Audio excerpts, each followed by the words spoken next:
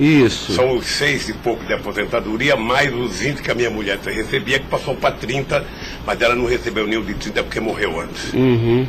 Mais ou menos, então, 26 mil, é isso? Não, pode dar 30 mil. 30 mil reais mensais. Tem mais porque tem doação para meus filhos. Uhum. Tá, porque eu não tenho... Não, mas o senhor, pessoalmente, só quero saber isso. Eu poderia chegar a quanto? 50 mil? Tá, 50 mil reais mensais. Eu não sei, eu tô tentando chutar aqui, doutor. Tá, aproximadamente... Eu posso depois mandar por escrito, sabe, o que... Tá, é porque é importante, porque o juiz precisa fixar... O rendimento fixo que eu recebo todo mês é esse, são 6 e pouco da anistia, e era 20, agora passou para 30. 26 mil, então. A Lins que paga. Tá, 26 mil reais. Depois o advogado manda para o senhor aí tá. O total do rendimento das doações. Tá bom. Estado civil viúvo, tá? 4, nenhum menor de idade. Tá. Grau de instrução do senhor. Grau de instrução. Um curso primário e um curso técnico. Tá. Curso primário e curso técnico.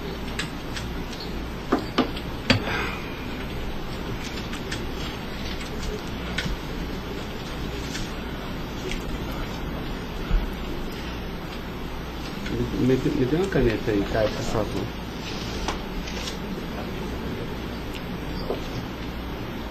Pode gravar, Caio. Senhor Luiz Inácio, eu vou pedir então ao senhor para responder agora as perguntas no microfone, porque a partir desse momento a audiência vai ser gravada, tá?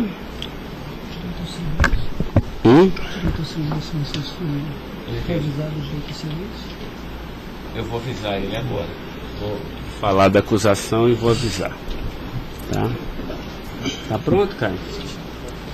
Tá. Senhor Luiz Inácio, esse momento é o momento do seu interrogatório, tá?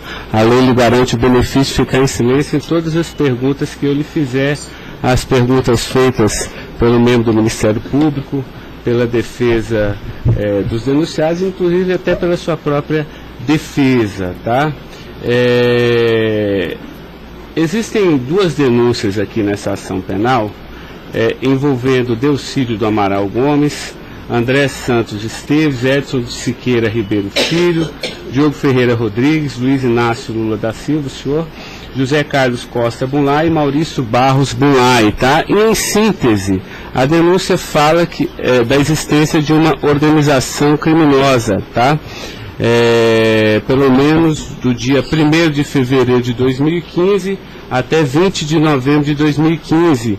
E a denúncia narra que todos esses denunciados teriam se esforçado para evitar ou para menos modular e conseguiram retardar a celebração de um acordo de colaboração premiada entre o Ministério Público Federal e Nestor Severo, tá? Depois a denúncia narra que um crime de patrocínio infiel, tá? Cometido pelos denunciados também, e de exploração de prestígio, tá? Bom, o senhor tem conhecimento desses fatos, tá? Né? Eu lhe pergunto, esses fatos que são descritos na denúncia são verdadeiros, falsos? Eu queria que o senhor fizesse uma explanação cronológica do que aconteceu envolvendo a sua pessoa. Bom, os dados são falsos. Eu queria aproveitar a oportunidade, doutor Ricardo, para dizer ao senhor que eu faço política desde os 23 anos de idade. Comecei em 1968 pelo movimento sindical. Depois fizemos as greves mais importantes desse país, depois do regime militar. Depois resolvemos que o sindicato já era muito limitado para a luta democrática desse país, resolvemos criar um partido político. Participei da criação do mais importante partido político de esquerda da América Latina, partido que fez a maior política de inclusão social na história desse país, partido que fez a maior política de combate à corrupção na história desse país. Se nós analisarmos o que aconteceu de 2003 até dezembro de 2014, a gente vai perceber que o Ministério Público, a Polícia Federal, a Controladoria Geral da República nunca tiveram, e a Controladoria nunca tiveram tanto apoio e tantas mudanças legislativas para melhorar a eficácia do combate à corrupção como nós fizemos. E há mais ou menos 3 anos, doutor, eu tenho sido vítima de eu diria quase que de um massacre.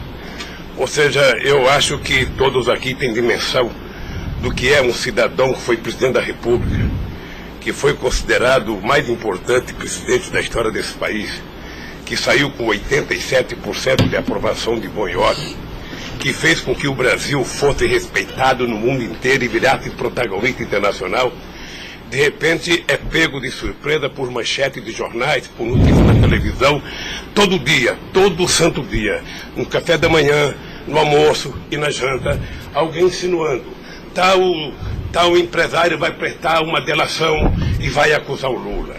Tal deputado vai prestar uma delação e vai acusar o Lula. Agora vão prender fulano, agora vão pegar o Lula. Agora vão pegar fulano e vai prender o Lula. Prenderam o Odebrecht, vai delatar o Lula. Prenderam o Aoete, vai delatar o Lula. Prenderam o Bunlai, vai delatar o Lula. Prenderam o Delfídio, vai delatar o Lula. Prenderam o Papa, vai delatar o Lula. Eu esperando pacientemente. Por isso eu estou muito, muito orgulhoso e prazeroso de estar aqui para poder, na frente de um juiz imparcial, contar a versão deste fato. Primeiro, me ofende profundamente a insinuação de que o PT é uma organização criminosa. Me ofende profundamente, porque é o mais importante partido criado nesse país, criado pelos trabalhadores, dirigido pelos trabalhadores, e que fez nesse país o que ninguém nunca fez. E combater a corrupção não é virtude, é uma obrigação moral e ética. E isso eu aprendi com uma mulher que nasceu e morreu analfabeta. Segundo, esse partido conseguiu fazer com que as instituições fossem fortalecidas. O Ministério Público tinha um apelido de engavetador. No meu governo, pela minha vocação sindical, eu fazia questão de fortalecer a corporação e indicar o representado pela instituição. A Polícia Federal, quantos processos eram engavetados, quantas pastas sumiram nesse país. No meu governo, a Polícia Federal tinha que fiscalizar, tinha que investigar, teve dinheiro para investimento de inteligência e os delegados sabem como é que eles foram valorizados. E eu dizia, só tem um jeito de ninguém ser pego nesse país, é ser honesto, é não fazer nada errado. Pois bem, a Controladoria Geral da República não existia. Era uma peça de ficção quando eu cheguei no governo. Eu coloquei primeiro o ministro Valdir Pires, ex-governador da Bahia, depois eu coloquei um juiz, o nosso amigo Jorge Arge, que quem conhece sabe que não brinca em serviço. E ele sabe que a ordem que ele receber é o seguinte, olha, tem que controlar e tem que fazer com que as pessoas saibam que honestidade não é mérito, é obrigação. Pois bem, e agora eu estou nessa... Só sabe o que é levantar todo dia, sabe, achando que a imprensa está na porta de casa porque eu vou ser preso? Ah, porque não sei quem delatou Lula vai ser preso, porque não sei quem delatou Lula vai ser preso. E eu tenho dito, eu duvido, antes, durante e depois, os que estão presos e os que vão ser presos, que tenha um empresário ou um político que tenha coragem de dizer que um dia me deu R$10, ou que tenha coragem de dizer que um dia o Lula pediu 5 centavos para ele. E não faço isso porque sou melhor do que os outros, não. Eu faço isso porque quem chegou à presidência da República como eu cheguei, depois de perder 3 eleições, não tinha o direito de errar. Fiquei 8 anos no meu mandato, doutor, 8 anos, sem ir num jantar, sem ir num aniversário, sem ir num casamento, exatamente para não dar pretexto de aparecer aqueles que vão tomar uma champanhe e vêm pedir um favor. E vem tirar fotografia com o celular para depois explorar essa fotografia. Eu fico orgulhoso de estar prestando depoimento e chateado por uma ilação feita nesse processo contra mim pelo senador Delfídio. Portanto, eu queria lhe dizer que eu estou aqui para responder toda e qualquer pergunta. Se tem um brasileiro nesse momento que quer a verdade e deseja a verdade nesse país, sou eu. Portanto, estou à inteira disposição para responder tudo e a todos do jeito que vocês perguntarem. Tá, adentrando então na peça acusatória, senhor Luiz Inácio, A denúncia narra aqui 7 fatos. Diz aqui que no dia 8/4/2015, o senhor reuniu-se com o Delcídio Amaral no Instituto Lula, em São Paulo, e o senhor teria exortado a Delcídio a adoção de medidas para a compra do silêncio de Nestor Severo, de forma a que o Nestor, não celebrasse o acordo de colaboração premiada com o Ministério Público Federal. Vamos por fatos, que eu acho que fica mais fácil, a gente faz o encadeamento temporal aqui da denúncia. Esse fato existiu, Delcídio foi lá, pediu para o senhor, o senhor teria pedido a ele para que ele intervisse e pudesse pelo menos ocultar fatos que pudesse relacionar o senhor José Carlos Bunlai, e ele diz mais, diz até que o senhor também teria pedido a ele, porque o senhor também teria envolvimento aqui com negócios escusos na Petrobras. Doutor, só tem um brasileiro que poderia ter medo de um depoimento do Severo, pela relação que tinha com ele, que é o Delcídio. Eu não tinha relação com o Severo. Portanto, eu não tive nenhuma preocupação com o depoimento de nenhum empresário, de nenhum diretor da Petrobras, porque não tem essa relação com eles. Portanto, o Delcídio contou uma inverdade nesse processo. Mas essa reunião existiu? Deve ter tido muitas reuniões com o Delcídio. Ele era senador da República, era líder do governo, nós conversamos muitas vezes, em São Paulo e em Brasília, e com outros deputados. Lá no Instituto Lula? Várias vezes o Delcídio esteve lá. Várias vezes.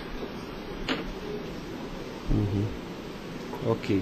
Eu iria perguntar por fatos aqui, mas assim, pelo que o senhor está falando, senhor, ele teve lá, o senhor admite que conversou com ele, mas não houve essa conversa para adoção de medidas, o senhor teria pedido para ele, porque o senhor, José Carlos Bunlai é amigo do senhor. Doutor Ricardo, deixa eu dizer uma coisa.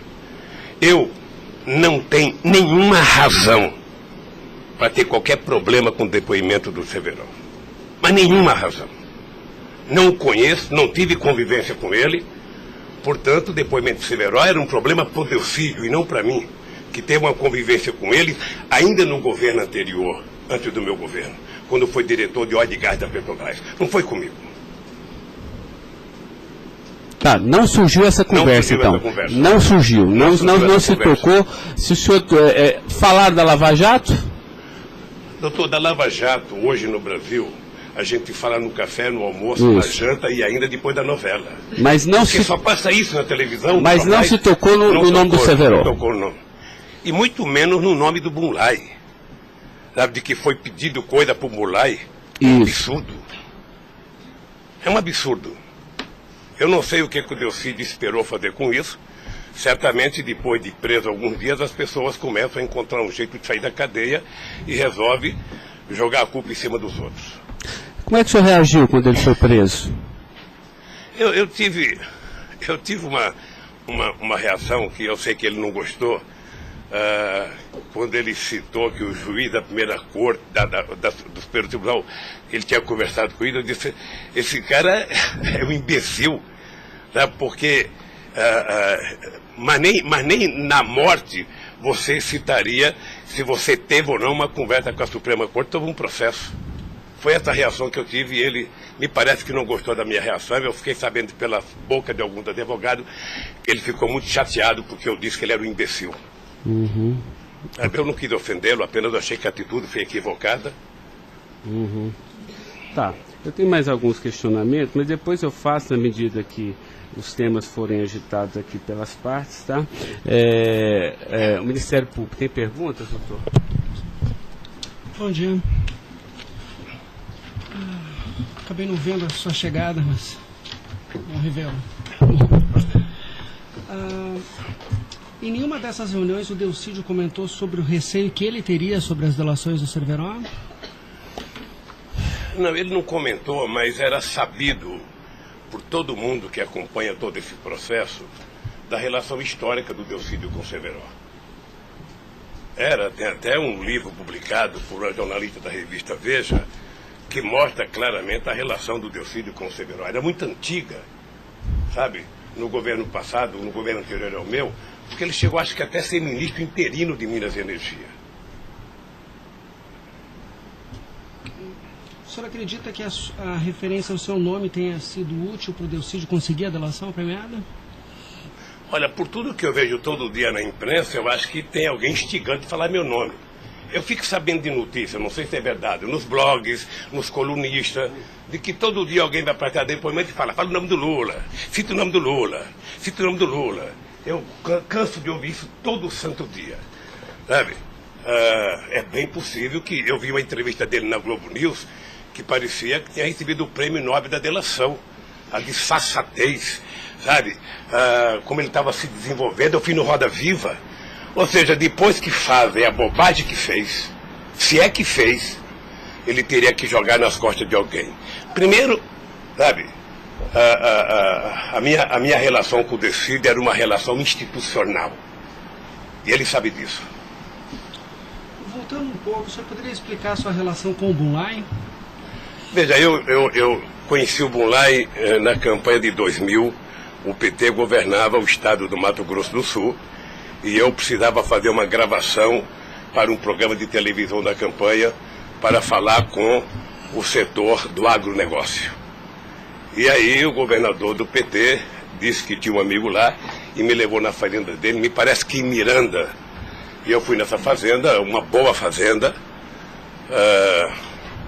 Até depois eu fui pescar nessa fazenda, fiquei 4 dias no Rio Miranda, não peguei nenhum peixe. Mas gravei um programa, foi um programa de sucesso. Depois eu ganhei as eleições e depois estabeleci uma relação com o Zé Carlos Bunlai. Qual o conhecimento ou participação que o senhor teve na questão do empréstimo do Banco Chain ao PT que teria sido feito com a intermediação do Bunlai? Eu não, já disse isso, eu não tenho nenhum... Fiquei sabendo de que o Bunlai tinha feito o empréstimo pela imprensa. O senhor teve conhecimento de que para quitar esse empréstimo, houve a contratação pela Petrobras, da empresa Chain Engenharia, na questão Fiquei da sabendo também pela imprensa, e me parece que numa pergunta que o Ministério Público já me fez. Após esses fatos, sobre a saída do Cerveró do posto da diretoria da Petrobras, há uma informação na denúncia relativa a divisões de indicações por partido de diretorias na Petrobras. Diretoria de abastecimento seria normalmente indicada pelo PP, diretoria de serviços pelo PT, diretoria nacional pelo PMDB. O senhor tem conhecimento disso? Veja, deixa, doutor Ivan, dizer uma coisa que me parece que está virando costumeiro isso no depoimento, que é a falta de compreensão do que significa um governo de coalizão em qualquer parte do mundo. E parece que tem pessoas com dificuldade de compreender isso. Aliás, no depoimento do presidente Fernando Henrique Cardoso, ele foi muito bem ao explicar o que é um governo de coalizão. Quando você ganha uma eleição, um regime presidencialista de coalizão, você tem que montar o governo. Você precisa construir uma maioria no Congresso Nacional para você poder montar o governo. E você não monta a maioria com quem você quer. Porque se você pudesse, você pegaria só suplente que não foi eleito. Mas como o suplente não vota, você tem que fazer um acordo com quem é eleito, com quem tem mandato. E obviamente que você pode fazer um acordo programático, e nesse acordo programático você pode fazer um acordo de participação no governo. Então os partidos que compõem a base do governo participam do governo, indicam ministros, indicam cargos. Todas as pessoas indicadas são pessoas com mais de 30 anos da Petrobras. Eu já disse no depoimento, sabe, que vocês vão ter que ouvir muita gente, o Conselho Fiscal da Petrobras, o Conselho de Administração da Petrobras, sabe, para saber se havia denúncia de corrupção, porque quando nós indicamos as pessoas e quando os partidos indicam, ou seja, se aparecer alguma denúncia de corrupção e aparecer no GSI, essa pessoa não é indicada. Porque qual é o critério? O partido tem um ministro, o partido tem uma bancada. Essa bancada conversa com o ministro. Se indicar um nome qualquer, esse nome vai para a Casa Civil, da Casa Civil passa para o GSI, que é o Gabinete Institucional, faz um levantamento, eu não sei aonde, sabe? E se não tiver nenhuma denúncia, essa pessoa é mandada para o Conselho de Administração e o Conselho de Administração indica. Não é o presidente da República que indica, é o Conselho de Administração. É assim que funciona em qualquer lugar do mundo. Ex-presidente, mas só uma questão relativa a isso. Existe um vídeo no YouTube em que o senhor está inaugurando uma plataforma que o senhor realmente fala que no seu governo a Petrobras se tornou mais transparente e que o senhor participava mais das decisões da Petrobras. É de uma plataforma em Angra dos Reis, isso foi em 2010. Então, deixa, doutor. Aí eu estou lhe perguntando para o senhor explicar. O senhor se lembra desse discurso? Eu sei que é muita coisa, mas eu estou até com um vídeo aqui e eu queria lhe perguntar isso. Senão a gente pode até passar. É que a imprensa dizia que eu vivia fazendo assembleia. Eu fui o presidente que certamente mais visitei a Petrobras. Eu fui o presidente que decidi no governo e com a Petrobras de que era importante que a gente recuperasse o poder de construção de plataforma da Petrobras para a gente não importar da Coreia ou da China, que era preciso criar uma indústria petrolífera forte no Brasil. Por isso é que nós aprovamos a Lei de Conteúdo Nacional. 65% de tudo que fosse construído de plataforma ozônica teria que ser feita no Brasil, para a gente ter uma política industrial, para a gente definir uma política de engenharia, de ciência e tecnologia, porque o Brasil é um país grande, o Brasil não pode ser um serviçal, o país não é uma republiqueta. Este país poderia produzir e atender toda a América Latina e atender toda a África que margeia o rio chamado Atlântico. Lamentavelmente. Não, mas a pergunta é o seguinte, é porque o senhor falou que realmente no seu governo se participava, o senhor participava mais das decisões. Eu não participava, deixa eu mais falar. das decisões. Se o senhor quiser, a gente pode até ter um vídeo, e eu trouxe aqui aí para o senhor explicar. E Delcy também havia falado isso, que depois do mensalão, o governo federal, a presidência da República, participava mais na Petrobras. Isso ele falou. Deixa eu lhe falar uma coisa, o papel do governo, o governo participa na Petrobras através do Conselho da Petrobras. O Conselho da Petrobras tem vários ministros, tinha ministra de Minas e Energia. Tá? Eu, durante todo o tempo da Petrobras, eu só participei de uma reunião de definição da política estratégica da Petrobras. A discussão de investimento para os próximos 20 anos. Se a gente ia recuperar a indústria naval, se a gente ia recuperar a indústria de sonda, de plataforma, se a gente ia discutir, sabe, exportar, se a gente ia fazer a lei de partilha, se a gente ia fazer com que o petróleo voltasse a ser do povo brasileiro, como nós conseguimos fazer. Nessas decisões estratégicas eu participei de uma reunião. Tá, mas de cargo então não. De cargo não. Porque tem o Fernando Soares que fala que o senhor realmente definia também essas questões. Não definia cargo. Quando havia briga no PMDB, ou que, não. Quem decidia, se não se decidir, era o senhor que realmente... Deixa eu lhe dizer uma coisa para o senhor. O presidente não indica cargo na Petrobras. O presidente recomenda ao Conselho da Petrobras a indicação de tal pessoa indicada por tal partido político a partir da capacidade técnica das pessoas. É assim que funcionava no governo anterior, é assim que funcionava certamente no governo militar, é assim que deve funcionar hoje. É assim que deve funcionar hoje. Porque a Petrobras é uma empresa de engenharia muito poderosa e você não pode ficar colocando gente que não tem expertise para fazer determinadas coisas. Tá. Mas a expressão foi essa aqui, eu anotei. A gente sabe o que acontece lá dentro. O que o senhor quer rever o discurso? Eu não preciso rever, não. Tá. Assim, porque isso me chamou a atenção. A gente sabe, quer dizer, antigamente era uma caixa preta, foi esse o contexto. E agora a gente sabe o que acontece lá dentro. Quais foram os mecanismos que o senhor tomou, então, para que a Petrobras realmente ficasse mais transparente? A fazer com que o Conselho acompanhasse mais as decisões. Porque como a Petrobras é muito grande, entre uma decisão do Conselho da Petrobras, uma aprovação da diretoria e os acontecimentos nas engenharias da Petrobras, são milhares de pessoas que participam daquilo. É por isso que um dia um presidente chegou a falar que ele é uma caixa preta que ninguém sabe. Então vamos tentar saber, sabe? Fazendo com que as coisas funcionem mais democraticamente. Por exemplo, quando nós descobrimos o pré-sal, nós tivemos uma decisão estratégica do que fazer com o petróleo. O petróleo não é das empresas estrangeiras que vêm aqui comprar gás e óleo, não. O petróleo é nosso. Então eles vão ter que pagar para o governo. É por isso que nós aprovamos 75% do ROT para a educação. É por isso que nós aprovamos a partilha, que é o que incomodou muita gente no mundo, o que incomodou as grandes petroleiras. É esse país que tinha complexo de vira-lata, virar dono do seu nariz. Okay. Eu sei que isso incomodou muita gente. Incomodou muita gente no mundo inteiro. Sabe, e agora estão tentando desmontar. Porque um país que não se respeita, um país que não tem soberania, um país que não tem empresas de porte extraordinário como a Petrobras e vende tudo, sabe, sinceramente, não é um país. Ok. Doutor Ivan, só porque o senhor tocou no tema, eu quis aproveitar, tá? Mas pode continuar, pode prosseguir. A pergunta é relativa à diretoria internacional, que ela foi ocupada pelo Cerveró e depois pelo Zelada. Ambos foram indicações do PMDB ou o Cerveró foi indicação do PT e o Zelada... Não, eu já tive a oportunidade de dizer isso. Isso foi indicação do PMDB. Ambos? Não sei se de todo o PMDB ou da bancada do PMDB de Minas Gerais, que foi indicado o Zelada para diretor internacional da Petrobras. O critério é o mesmo. O Zelada foi indicado, passa na Casa Civil, passa no GSI e é mandado ao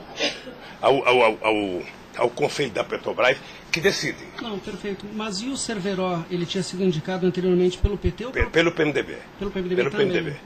Eu acho, eu falo quase com certeza absoluta pelo PMDB. É o que diz a... Eu falo quase que com certeza absoluta.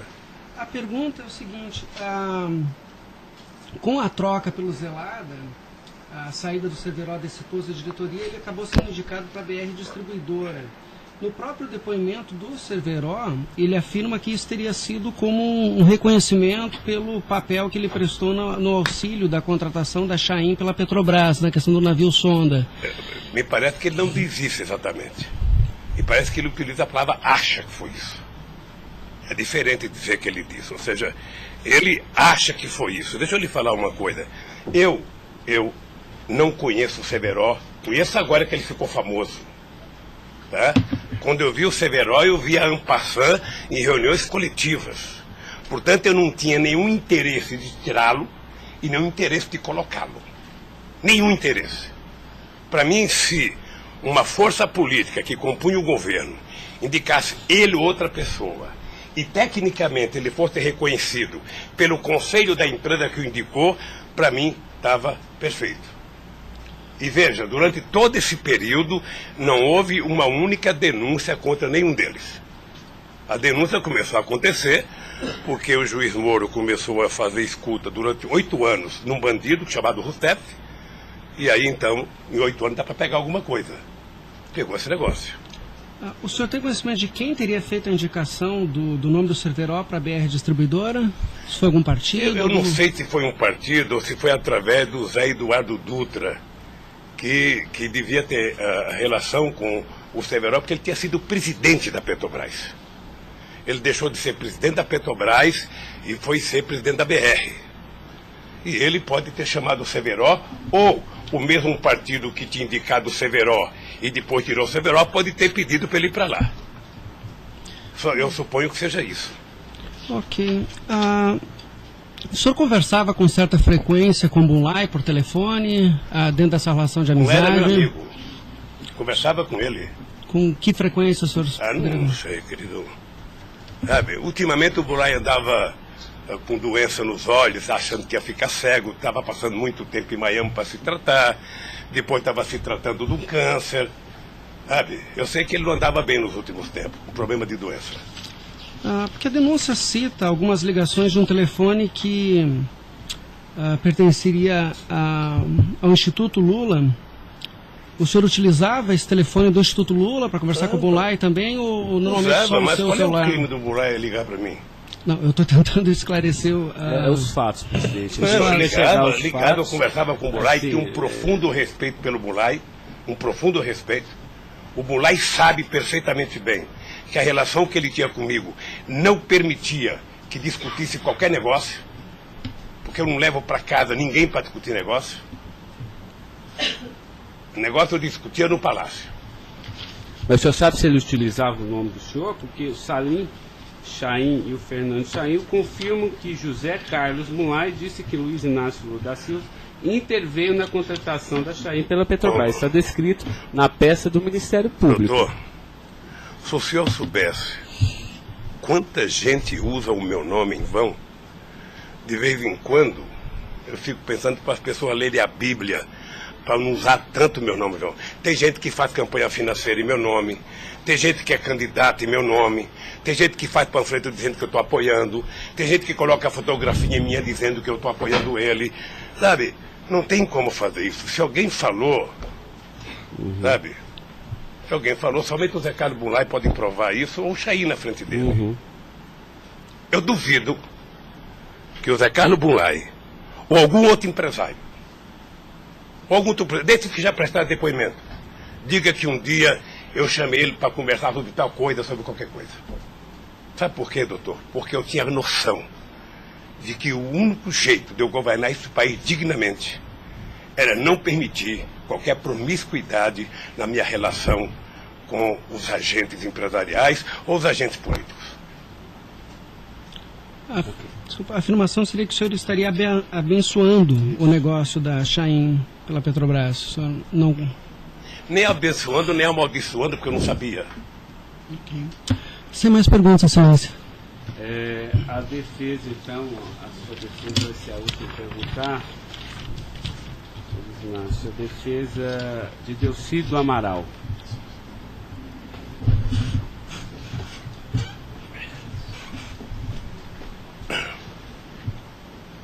O doutor vai ter que, alguém vai ter que sair para ele perguntar, tá? Da mesa para que...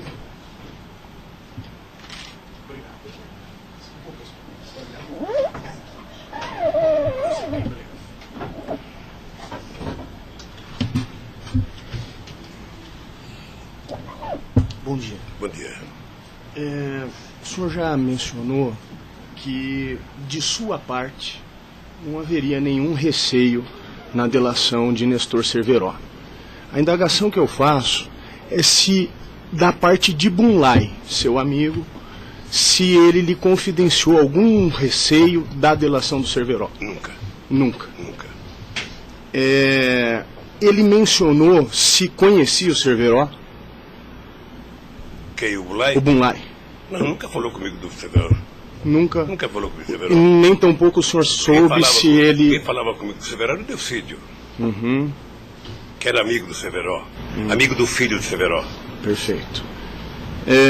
O senhor tem conhecimento se a delação do Nestor Cerveró foi utilizada como um dos fundamentos para a condenação do senhor Bunlai? Não tenho. Não tem conhecimento. Não tenho. Tá certo. Eram só essas as indagações. Excelência, muito obrigado. Obrigado, senhor ex-presidente. A defesa de André Esteves tem questionamentos? Não tem? A defesa de Edson Siqueira Ribeiro Filho.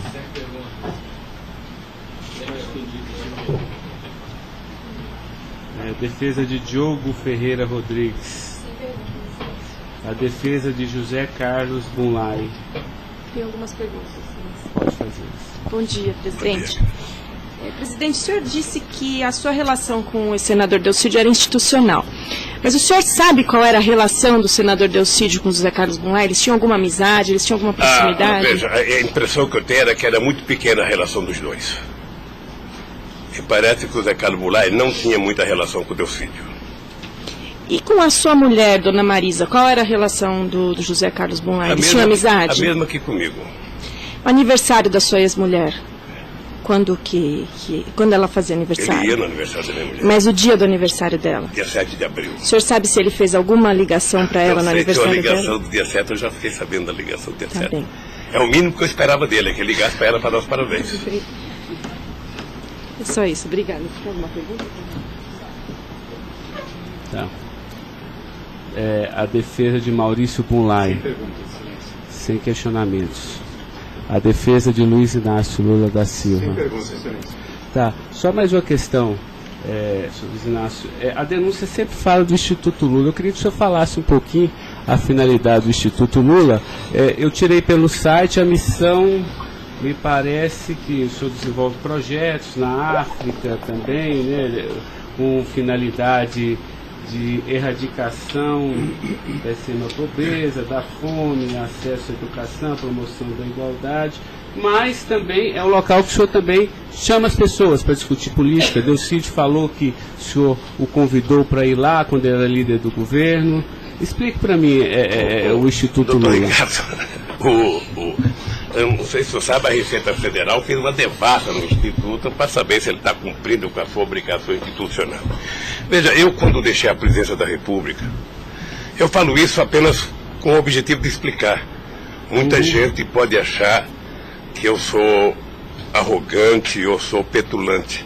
O doutor Ivan, no primeiro depoimento, eu disse isso para ele.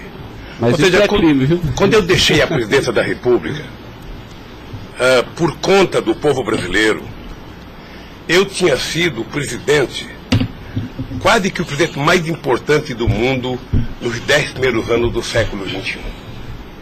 Esse país virou protagonista internacional. Esse país passou a participar do G8, coisa que nunca participava. Esse país ajudou a construir o G20. Esse país participava do BRICS com muita importância. Esse país participava do IBAS entre Brasil, África do Sul e Índia. Esse Brasil criou a Unasul, criou a CELAC, onde pela primeira vez a gente fazia uma reunião da América Latina sem participação dos Estados americanos. Esse país não deixou a ALCA entrar aqui. Esse país consultou o Conselho Nacional de Defesa para se contrapor à 4ª Frota Americana, depois que nós conseguimos o pré-sal, que eles reinauguraram a 4ª Frota. Nós criamos o Conselho de Defesa. Então, nós fizemos a maior política de inclusão social da história desse país. 36 milhões de pessoas saíram da extrema pobreza e 40 milhões ascenderam à classe média.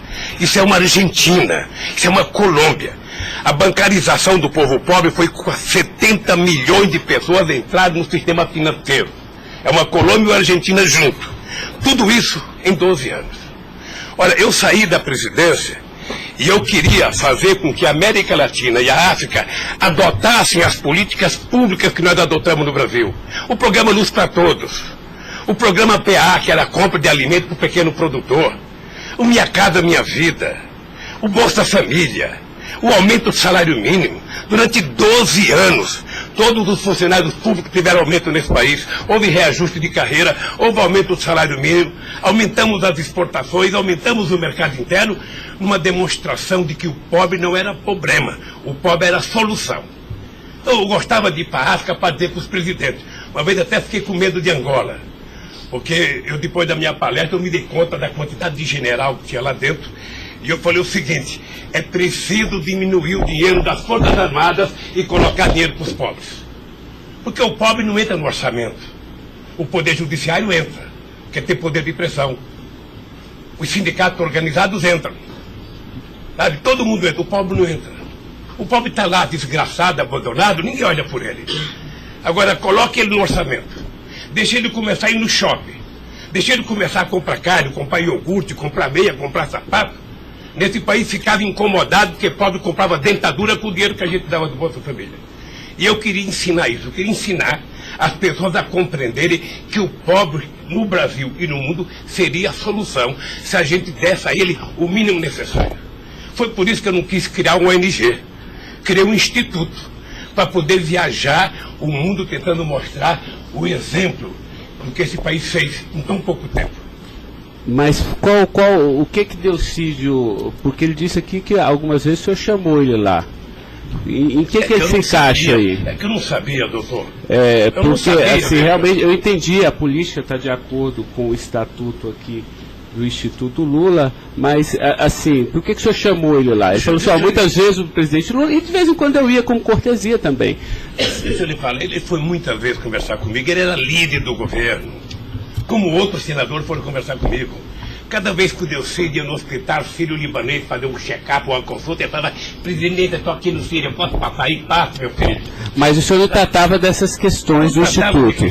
Do Instituto. Discutia desde Flamengo, a Vasco da Gama, Corinthians, Palmeiras, porque quando duas pessoas se encontram, conversa-se tudo. Sim. Mas não era política institucional do Instituto, isso que eu estou perguntando. Política institucional do Instituto, é que eu talvez tenha cometido erro, sabe, que eu deveria ter alugado uma sede do lado.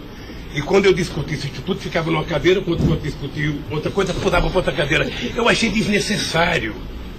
Eu achei que a civilização não exigiria essa burocracia toda, porque isso é uma coisa de burocracia. Eu sou o mesmo ser humano, eu sou presidente de honra do PT, eu sou ex-presidente da República, eu era presidente de honra do Instituto. Eu não decidi as coisas pelo Instituto. O Instituto tem uma diretoria. Eu apenas estava lá, eu era a figurinha carimbada do Instituto. Era para ele fazer merchandising. Aqui o Lula. Vai conversar com o Bill Clinton, fala com o Lula. Vai conversar com o Tony Blair, fala com o Lula. Vai conversar com o Chirac, fala com o Lula. Vai conversar com o Angela Merkel, fala com o Lula. Sabe, eu tive o prazer, doutor Cláudio, de ser o ex-presidente da República, que em todas as viagens do mundo que eu fiz, depois de deixar a presidência, era recebido pelos presidentes.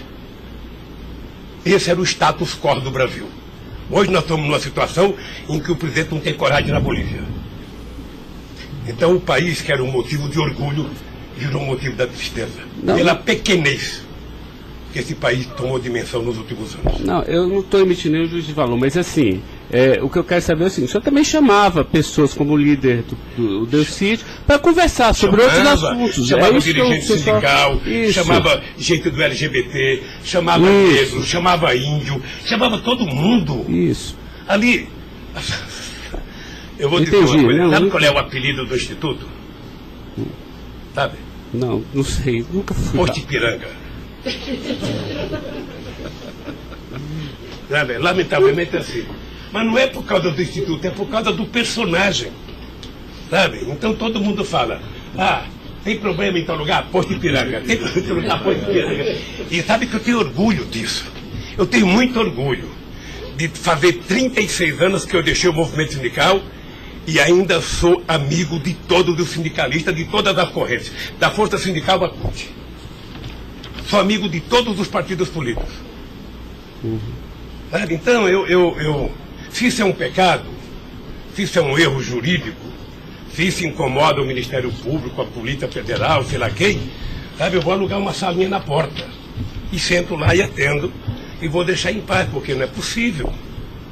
Sabe, não é possível, sinceramente, doutor, sinceramente, eu quero lhe agradecer a oportunidade de vir prestar esse depoimento. Eu estou com muita coisa na garganta para falar. Eu estou cansado de ver procurador dizer que não precisa de prova, que ele tem convicção. De juiz dizer, eu não preciso de prova, eu tenho fé, vou voltar com fé. Eu quero provas, alguém tem que dizer, sabe, qual é o crime que eu cometi, aonde que eu cometi. Chamar o PT de organização criminosa, se dependesse de mim, cada deputado do PT, cada vereador do PT, cada militante, abrir um processo para quem dizer provar qual é a quadrilha. Porque eu estou cansado, doutor. 71 anos de vida, eu cansei. Cansei de ver, sabe, as instituições que eu ajudei a criar desde a Constituinte, para valorizá-las, desprestigiadas por comportamento pessoal. Gente que agora, gente que não pode abrir a geladeira, que vê uma luz, já começa a dar declaração. Gente que liga o barbeador, começa a falar achando que é o microfone do rádio. Eu cansei disso. Eu sempre valorizei o Ministério Público. Eu sempre valorizei a Polícia Federal. E sempre valorizei o Poder Judiciário. Os ministros podem lhe dizer. Eu indiquei quase todos. Nunca pedi para eles um favor pessoal. E não peço. Porque a instituição tem que ser forte, não para me ajudar, para garantir a democracia desse país. Lamentavelmente, tem pessoas que não pensam assim. Eu, quando vejo um jovem procurador ir para a televisão falar 1h30 e depois dizer, não me peçam provas, eu tenho convicção, não dá, doutor. Não dá para aceitar isso como uma coisa séria nesse país que está jogando a cada vez mais a oportunidade de se transformar num país grande. Nós quase chegamos a ser a 5ª economia mundial. Quase chegamos. Por mediocridade não chegamos. Então eu lamento profundamente. Eu gostaria que meu depoimento fosse tudo numa semana só. Para mim poder desvendar os mistérios todos. E acabar com essa hipocrisia. Fulano vai prestar depoimento, fulano vai delatar, fulano vai não ter das contas, fulano, e o Lula vai ser citado.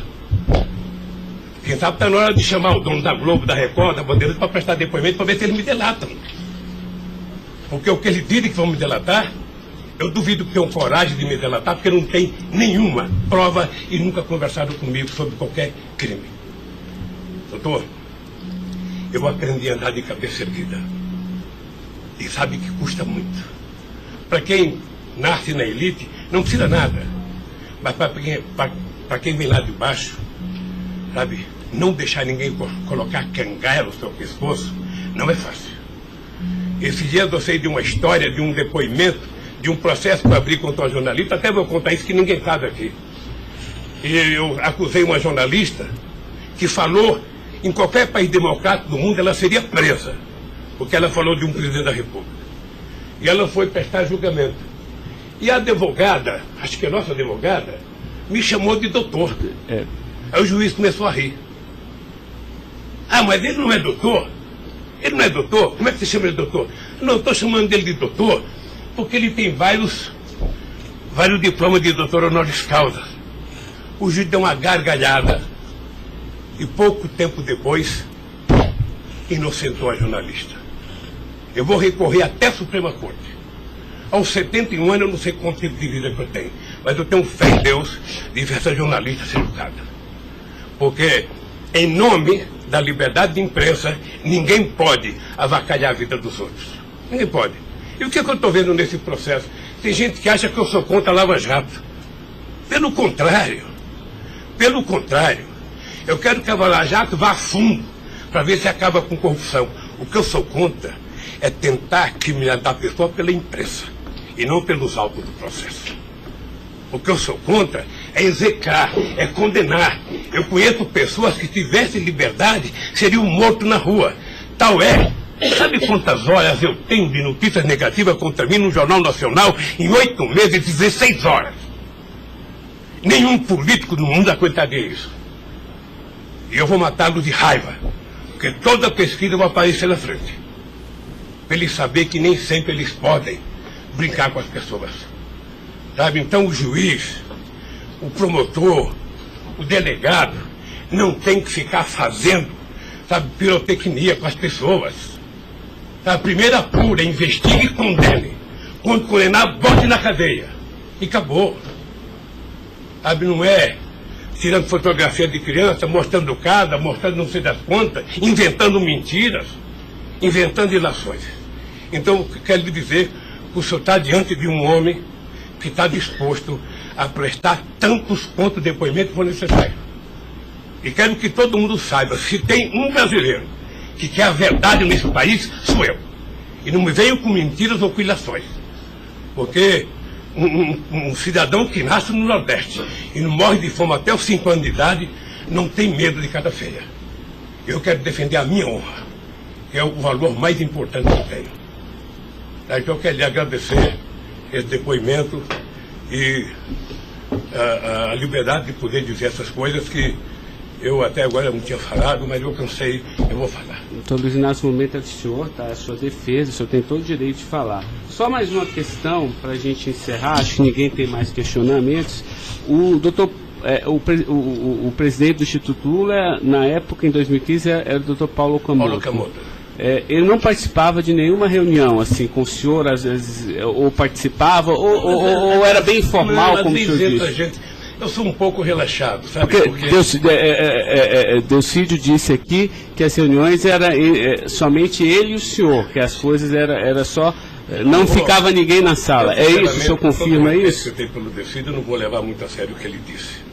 Tá? Mas deixa eu falar, eu aqui, quando eu era presidente da República, eu brigava com a minha assessoria que achava que eu tinha que ter uma liturgia. A liturgia é importante, presidente. Você não pode andar no corredor abraçando as pessoas.